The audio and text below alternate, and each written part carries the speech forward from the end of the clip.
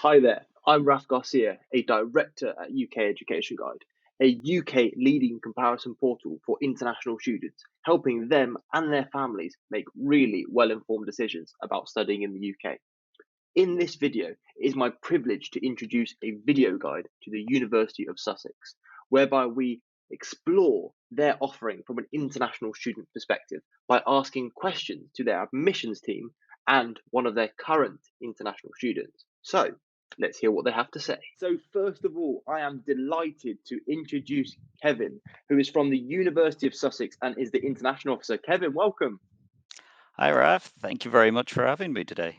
You are more than welcome. You're more than welcome. So let's dive in to the questions we have for you today. So the first one is, what are the two key aspects of support that Sussex offer to help the students transition into their studies?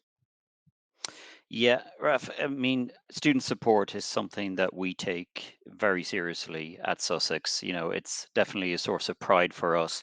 And we recognize that the kind of support that international students need is going to be different from what UK students need. And I think, there's a lot of concerns that international students are going to have both as they prepare for university study, but also during their time there. And we have a range of support available, from careers, from disability and well-being, mental health, and all that. But that transition process that you mentioned can be the most difficult one, and often it's a problem of logistics. I think one of the biggest worries I hear about from international students is the visa application process. That just seems like such a scary thing to navigate. And even if you're at a school where you have a UCAS counselor, it can be really confusing and really overwhelming. So our support starts before you begin. It's not something we wait around until the summer when you're thinking about applying to start helping you with. So we have a dedicated team of immigration advisors who are available to speak to at any time in the inquiry process. So even if it's a year or two away before you would actually start your course, you can book an appointment with one of our advisors, and they will kind of sit you down and give you a general overview of the process. And hopefully that will put your mind at ease. We don't like to overwhelm the students with too much information at once because it really is a step by step process. But definitely at Sussex, as soon as you go unconditional firm with us and we can guarantee your place, then we will walk you through the process each step of the way. And all you need to do as a student is just remain vigilant, make sure you're replying to those emails on time, filling out the forms very carefully, checking things, and doing the bit on your side. But as your sponsor at Sussex, we would walk you through that process step by step and make it as painless as possible. We can't guarantee that it will always be Yeah. painless. Working with UK Home Office and other government authorities can sometimes be challenging, but our job at Sussex is to make sure that we're making it as stress free as possible. And then once you've got your visa sorted, hopefully it's plain sailing from there in terms of getting here. But what do you do then? Well, that's where we step in again. So again, we recognize that, this may be your first time in the UK, so students at this fair, maybe not. You're maybe already studying in the UK, but for a lot of our students, it is the first time in the UK. And even the idea of getting from the airport to the campus is a challenge. We're lucky at Sussex, we're very well connected to London airports, including Heathrow and Gatwick. But, if you're moving to a country for the first time, that can be really scary. So during arrivals week, we organize airport transfers. So somebody from Sussex, an ambassador and a team will meet you there, organize for a private coach to bring you there. And also, if that doesn't work for you, we have loads of information and practical information about how to get from the airports to Sussex. And then once you arrive, our international welcome team have a whole program of activities and sessions designed specifically for international students. So things that UK students wouldn't worry about, things like culture shock or Mhm. food shopping, or how do I open a UK bank account? We recognize that these are things that are going to be so unfamiliar. They might seem simple to other UK students, but they can be really challenging and overwhelming for international students. And these sessions are really practical and help you just settle in nicely to your time at Sussex. So you will definitely have someone on hand all during that week and those initial few months when it feels really scary and you just feel really overwhelmed.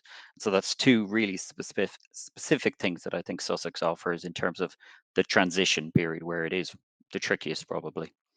Absolutely. And what we hear from students is, I know in the first instance, a lot of them are thinking about the academic challenges and the academic leveling up. But Mm, actually, if they manage to secure every other aspect of their life and manage to get that all boxed off and sorted, it means that yeah, the academic side of things will look after itself. So I think that's a really powerful answer in terms of how we manage the transition yeah. and It's kind all of those build. life problems, isn't it, that you want help with first, and then you can worry about the academic side once you're settled in.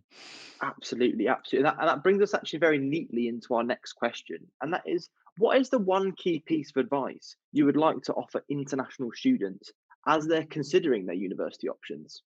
Yeah, I mean, we totally understand the research process, the decision-making process is really stressful and overwhelming. And you're probably being told, do your research. You have to look on these institutions' websites and their course details and compare and contrast. But I would urge you to remember that there are people who can help you with this process, that on this journey, that there are going to be people like me at every institution you're considering whose job it is to try and make this a bit more simple, to clarify things, because it doesn't matter how much reading you do on a website, you're still going to have doubts, you're still going to have things you want to clarify. And obviously this fair is a great way to meet, university representatives and answer those questions. But don't think that's your only opportunity. I think UK universities do a good job of making sure that we're accessible and easily contactable. So, if you go on on the Sussex website, you can find my contact details to email me or book a video appointment. And don't worry, no question is too dumb or too stupid. You might think, oh, but this is a really basic question. It's not. We understand that this is really can be quite confusing and overwhelming. So come to us for clarification, but talk to as many people as you can. Talk to Ritika, who you're about to meet. Get a student perspective. Again, unis are making sure that there's platforms where students and applicants can connect with each other. And that might be good for questions about the social life or the experience. It's been quite a long time since I graduated from uni, so maybe you want like a fresher perspective on student life, and especially the nightlife and things like that. Or you might feel more comfortable just talking to someone closer in age. Then yeah, and talk to as many people as you can to get those different perspectives. And then just, if you can, where possible, come down for an open day or a visit, because sometimes even after all the research, all the questions you've done, sometimes you just step on campus and it either feels right or it doesn't. You get there and you suddenly think, this is where I belong. This is home. And then suddenly all those doubts and all those questions go out the window. You just think, this is where I want to be. So, yes, we know the research process is stressful, but there's a lot of people at the institutions you're considering who are willing and able to help you, along your journey to making that final decision. Absolutely. And sometimes it just feels right, doesn't it? But I Mm, think, Kevin, you make such a strong point, and I know a lot of international students, they feel a bit nervous about, can I reach out? Am I allowed to reach out? yeah, Just reach out to the teams at universities. Just yeah. just do that. It's part of development, but also the universities want to hear from you. Yeah, and remember as well, people like me, we're not going to be assessing you or interviewing you in any way. We're just here to answer questions. I'm not going to be thinking about your standard of English language qualification or, ask you really tricky academic questions. That's not part of the experience when you reach out and ask just general questions. Absolutely, Kevin. Incredibly powerful answers. And I think it's quite appropriate at this moment in time that we hear from one of your Yes, students. So indeed. it gives me a great privilege to welcome Ratika. Ratika, welcome. Hi, hi. Thank you so much for having me here. Feels great to be here. You're you're more than welcome. You're more than welcome. Thank you for joining us. Should we just kick off with a little bit about yourself, Ratika? So let's have, where Yes. are you from? What year of study you're in, and what course are you doing? Okay, so I am from India. I'm an international student from India. I am in my first year and I'm studying politics and sociology here at the University of Sussex. Brilliant, brilliant, brilliant. So, Ratika, obviously it's great to have you here today. Let's kick off with the first question, which is, Okay. what are the top two reasons why you selected the University of Sussex? So I picked the University of Sussex because I did my A levels quite close to Brighton, and I thought it just felt close. It just felt like home to me. I Mhm. hadn't actually got the opportunity to visit Sussex, unfortunately, because of COVID. But it's still I did vi- I had when I did my A levels, I did come down to Brighton once, and instantly everything just clicked. Mhm. I think the second reason would probably be the social sciences department. So I did a lot. So since my degree is politics and sociology, I did a lot of research. And when I was looking through their profiles or just the work that they did, I thought that this is where this is where I wanted to be. This is where I wanted to be. I wanted to be studying under them, and I eventually, because I want to be an academic in the future. So I thought that this was the right place for me. Yeah, Absolutely. but And I your think research, yeah. Sorry. I was just going to say that, so your research interests really aligned with what you could see in the modules when you were selecting the course. Yeah, absolutely. Yeah, absolutely. I think because I'm doing a joint degree, I don't get to pick modules like in my first year, but in the second and third year, definitely. But Brighton as a city is great because you have the beach, you have the South Downs, and it's a perfect mix of a city a bit not it's not too big, but it's not in the middle of nowhere. If that's if that sums it up.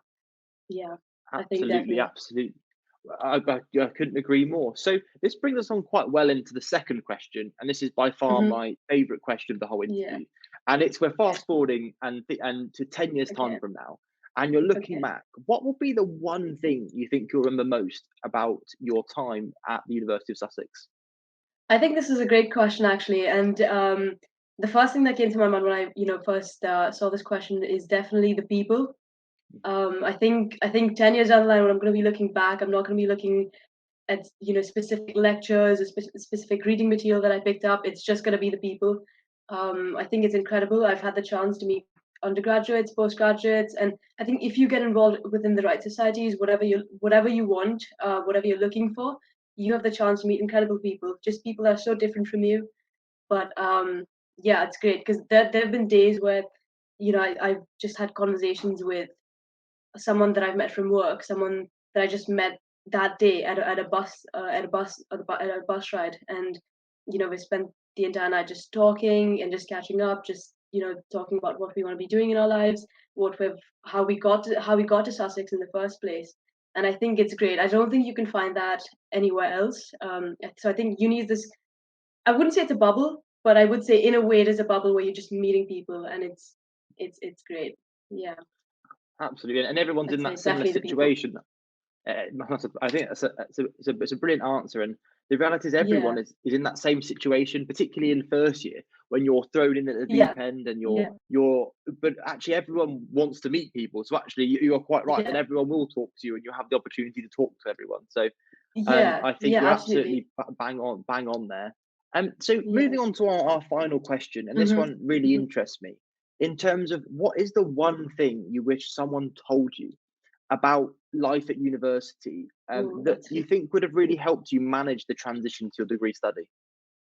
I think so. I think we're definitely coming in with an open mind, just being open to new experiences, meeting new people. But I think what's more important than that is knowing how to prioritize what's important to you. I think this is definitely going to change throughout university. I'm still first year, so I'm not sure, and I'm still trying to find, you know, figure out what my priorities are. But at the same time, I think just having an idea and figuring knowing what you want most out of uni, what sort of experiences you want to engage in, what sort of people you want to be spending time with, just what sort of activities you want to partake in. I think that's very important, and I don't think people tell you enough because I think you hear about it before coming to uni, but then once you're in uni, everything changes.